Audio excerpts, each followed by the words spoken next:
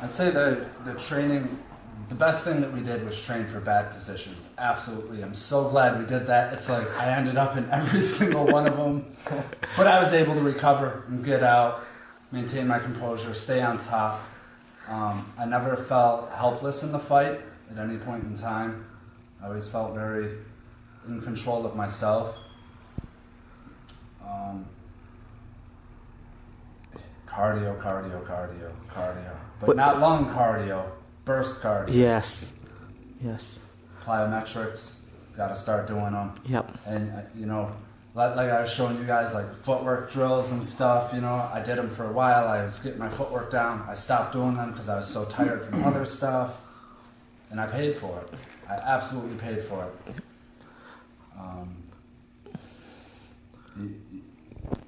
You just feel like quicksand in there. Yep.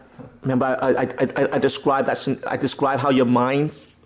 Remember when I was training you guys, I tell you guys that your mind, you feel like your feet is in quicksand. Literally, like you can't move. You're like, I can't move my feet. You see everything, but it's like you just can't make your body do that. Yes. So when you guys spar and stuff, be conscious to that quicksand mode. And the quicksand mode usually happen when you get punched in the face. It doesn't happen when you grapple, unless as you're grappling, you're getting punched in the face. You guys get what I'm saying? So, was it happening to you when you were getting punched in the face? Well, yeah. I mean, we came out and we squared off, and it was kind of I don't know. I was expecting him to rush me a little more, being a young fighter, his first fight.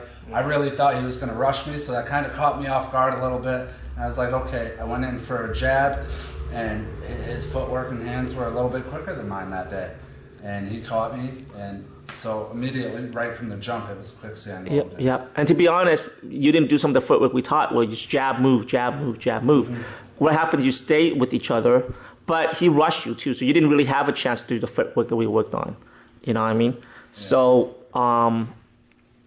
we talked about forced error and forced error. Now, we also talked about when you get better as an athlete, you get to impose your will to make them make mistake. Did that happen in this fight at all? I think it did a couple of times. Okay. I forced him to give up his back at one point in time towards the end of the second round, and I landed a lot of shots there. Good. A lot of good shots. Good. And to me, that definitely secured the second round for me, because he got mount for a few seconds, but he didn't really land any shots when he was in mount. He threw a lot, but didn't land it. Yeah. But I controlled the whole entire rest of the round. Yeah. And landed a whole lot of shots. Yeah. And remember I was telling you guys that if you're dealing with someone who's a brawler or who's scared or nervous, they will put the first 30 seconds of the fight, they put everything that first 30 seconds. So right off the bat, remember, he jumps out and he just go crazy on you, and you survive the onslaught. So everything I talked to you guys about, it happened. Mm-hmm. You know what I mean? But what happens as Paul gets better, his opponents get better, what do you think the fight will happen? The tempo and the pacing will be different. You guys can say, have you noticed the guy who were more, the main card, they were more slow in their pacing, but then the main card guys who were nervous and were not as skilled, they kept their pacing the same as if it was their first fight? Yeah. Have you noticed that? What's another thing that you can tell these guys what you're learning?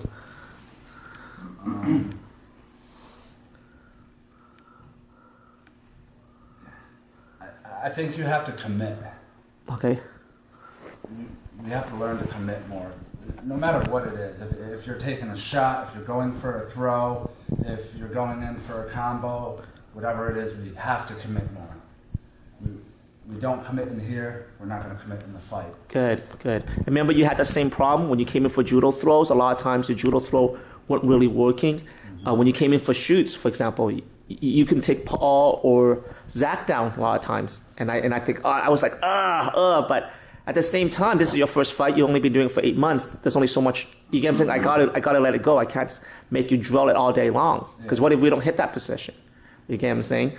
But I already kind of suspected that you couldn't really pull off some of the judo and take down. But I also told you, you might not pull it off in this fight, but your next fight or 6 months from now, you can pull it off. Absolutely. Isn't it weird? Like you gotta do it and fail. You know, you can't. What? No, it's just like you gotta fail, but you're gonna get better after you fail, but you're gonna fail. Yeah. Unfortunately, that's the way it is. That's right? So in other words, it tests your ego. Yeah. Right? You know what I mean? So you kind of realize that when you were training here, you couldn't do this takedown. Well, you didn't really attempt it. You couldn't really do a takedown like off the fight, like during sparring, like during like all out sparring. You get what I'm saying? So you can do the takedown if you can, like all out sparring, all of a sudden take the guy down. So for example, Evander can do that. So that means on the day of the fight, we can utilize that as part of the game plan. You get what I'm saying? So now when you train, what I do is I watch to see what you do consistently during sparring session. Not like I'm telling you, okay, Zach, feed Paul this, just like, I'll go. And then what I do is I take what you have and I try to make it a little bit better. That's my goal for you. That's all it is. That's what good coaches do. Bad coaches pull things out of midair, like nowhere, and expect you to be able to pull that move off. Your mind won't do it. Our mind is this. It's like a child. It does whatever it wants. Right? Did you felt that on the day of the fight? I don't know. I felt like my mind, like I was very in control in that aspect. I just felt like my body couldn't physically do what my mind wanted. Wow, that's what I meant. Like, your body and mind went in sync. Yeah, definitely. You know what I mean? The mind is going so much faster than the body. Exactly. So remember we described the buffer effect, right? You know what I mean? So you probably encountered that buffer effect, right? Mm-hmm. You know what I mean? So what is a way to neutralize the buffer effect? What's a way to neutralize the buffer effect?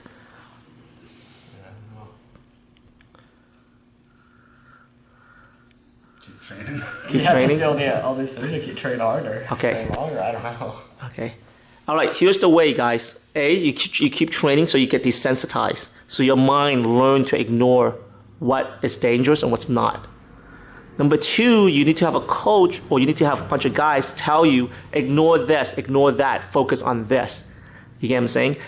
Don't be that hyperactive kid who reacts to every little thing. Someone comes in the classroom, they turn around. Someone sharpens a pencil, they look at the person sharpening the pencil. They never learn anything in class. You know what I'm talking about?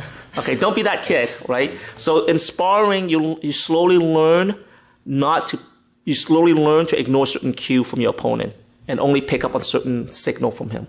Because if you pick up every single signal, that means your brain have to process what? Every single signal. So as you train and spar, you need a coach to tell you, this is dangerous. This you can ignore. This is dangerous, or this is moderately dangerous. You get what I'm saying? And at the same time, you need to spar so that your mind is hardwired. So you need to do those two things together.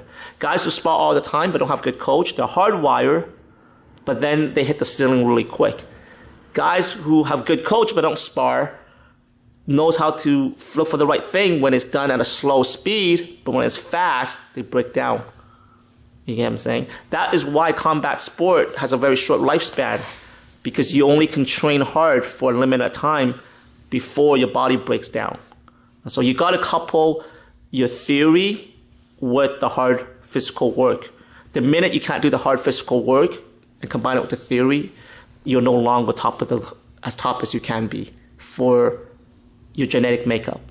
You guys get what I'm saying? That is why guys like me don't fight, because my body can't handle the rigor of training in, day out. You get what I'm saying? Does that help you guys a little bit? So if you want to get far in the sport, what do you have to do? You have to take care of your body, so you can teach your body to train in the concept of theory. You get what I'm saying? So theory and concept is not good enough. You got to put your body through that rigor of it. Okay? In other words, you got to internalize it. I can teach you the theory and concept, but until it's inside you, you cannot do it. You guys get what I'm saying?